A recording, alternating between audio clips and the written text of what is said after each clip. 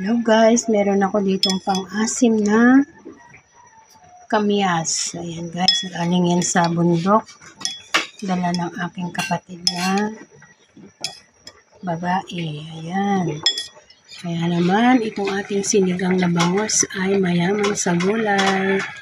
Meron tayo ditong kangkong, green chili. So, ayan, malapit na siyang maluto bago natin ilagay ang ating kamyas. Yan guys, luto na ang ating kangkong. Ilagay na natin ang ating kamyas.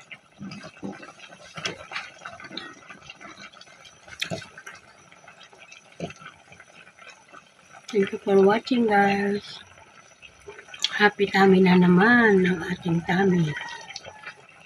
Kain na tayo guys. Love you guys. Ganito ang buhay sa probinsya. Sagana sa gulay.